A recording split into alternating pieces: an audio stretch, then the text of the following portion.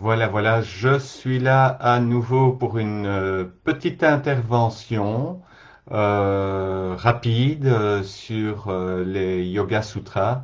Euh, Hier, j'ai eu une discussion en expliquant que il était important en spiritualité d'avoir un axe, d'avoir vraiment un axe sur lequel tu travailles, tu étudies et tu acquiers dans la durée une certaine maîtrise. Bien sûr, cela demande de rester concentré sur un sujet. Donc, moi, mon sujet du moment, c'est les Yoga Sutras. Enfin, je dis du moment, mais en réalité, ça fait 15 ans que je suis sur ce sujet-là. Je vous montre le petit livre. Tu vois, vous voyez, il n'est pas fort épais. Donc, tu t'imagines traîner avec le même livre pendant 15 ans, ça devient, ça peut paraître, euh, ça peut paraître compliqué. Sauf que ce livre, il a, si vous voulez, une histoire à peu près 2000 ans, entre 2000 et 2500 ans. L'auteur, on n'en est pas sûr, c'est un petit peu comme les évangiles, hein, on a plusieurs auteurs, il y a peut-être plusieurs auteurs au texte.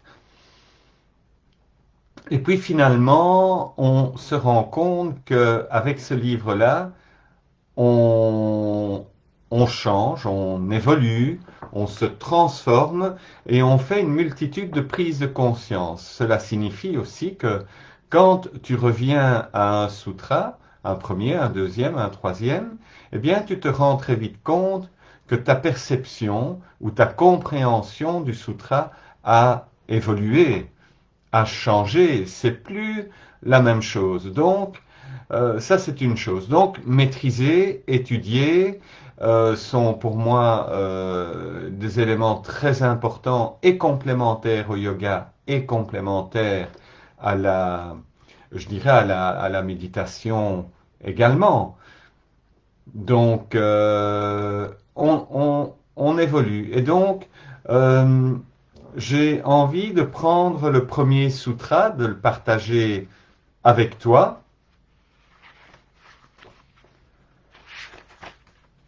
Dans le premier chapitre, le premier sutra, c'est Hatha Yoga Nushasanam.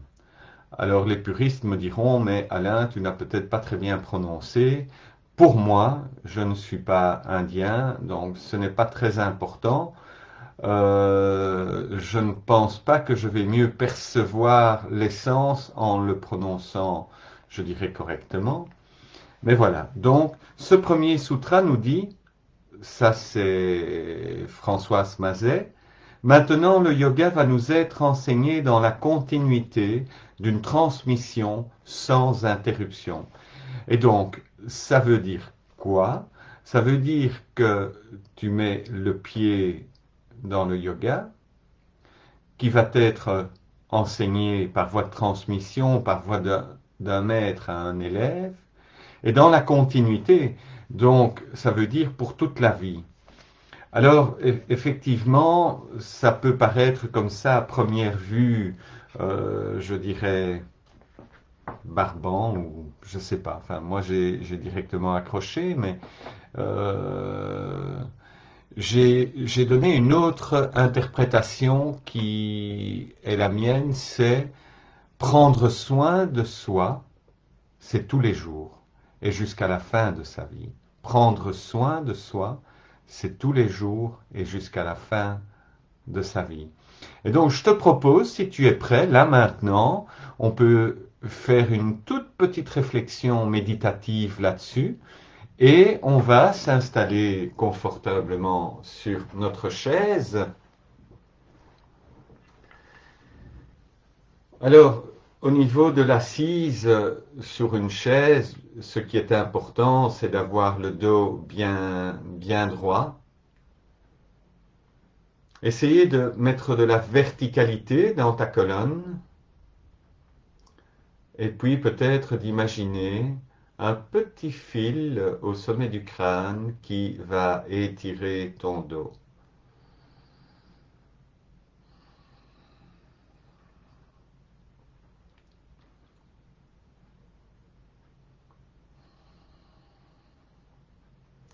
Aujourd'hui, je t'invite à te concentrer, à essayer vraiment de, comment dirais-je, à te concentrer sur ta respiration, bien évidemment, mais aussi de regarder ce qui se passe, d'observer, de faire une expérience, un peu comme si ton corps intérieur était un laboratoire dans lequel tu vas circuler avec ton cœur et rencontrer différentes facettes de la personne que tu es.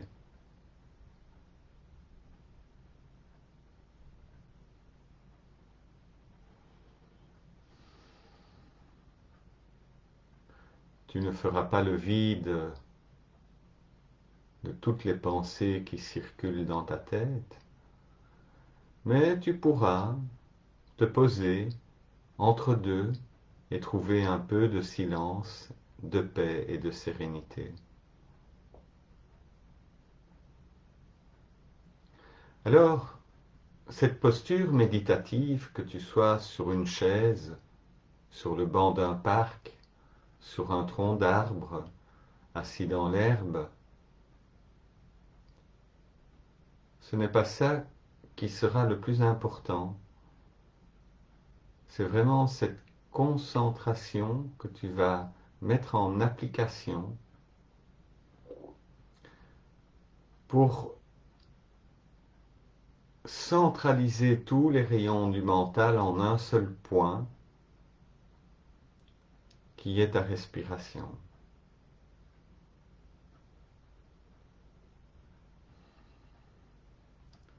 Il se peut que dans l'endroit où tu te trouves, il y ait des bruits, des sons, un tram qui passe dans la rue, un enfant qui est à la maison et qui joue.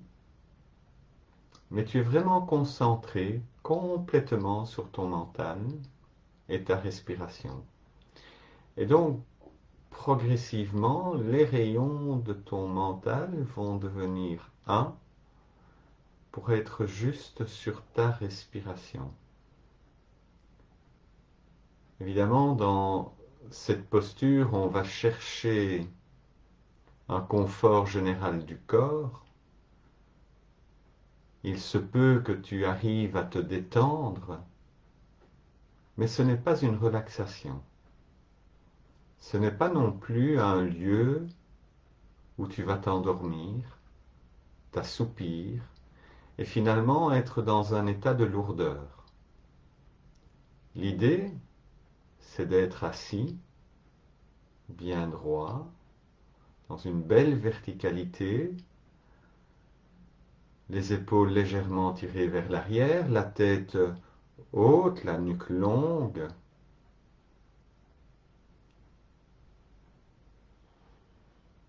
Et juste d'observer ce son léger de la respiration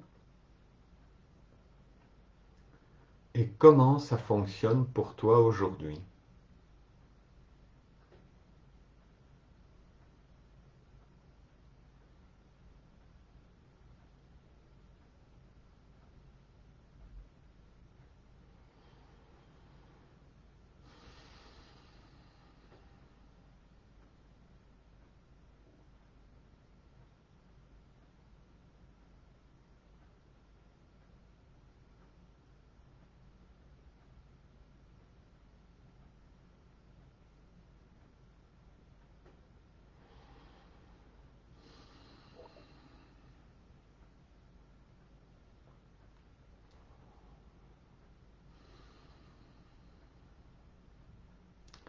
Et un petit moment de silence, ça fait du bien. Ça va, ça vient.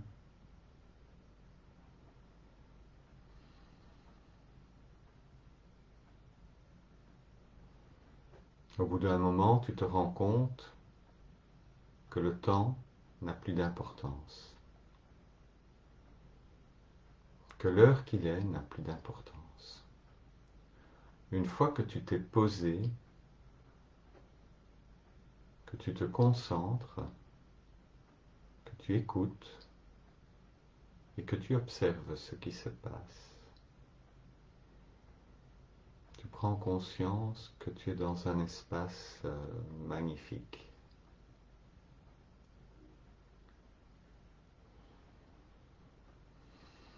Cet espace où tu décides de porter ton attention sur ta respiration, cette attention se transforme en concentration. Cette concentration est un long chemin vers la méditation et la félicité en finale. Cela peut demander parfois des années pour atteindre cet état, mais ce n'est pas grave du tout. Ce qui compte, c'est de pratiquer régulièrement.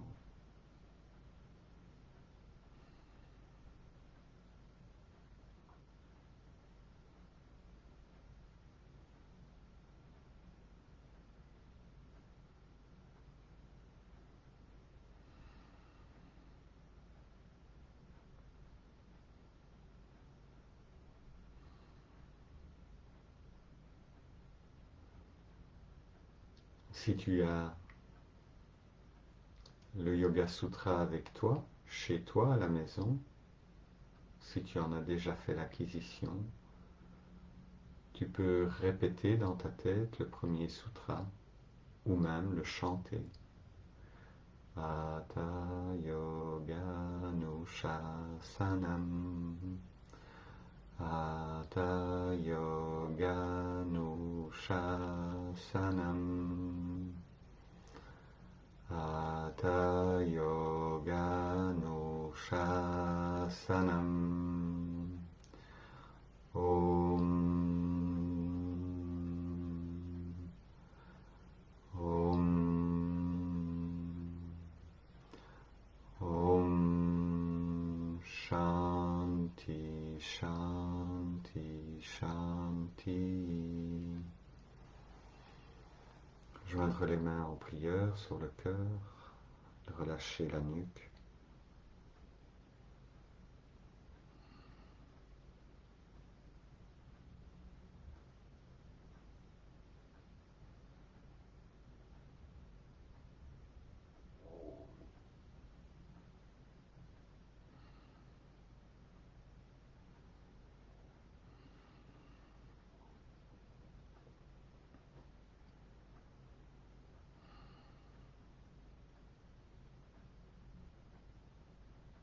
Namasté.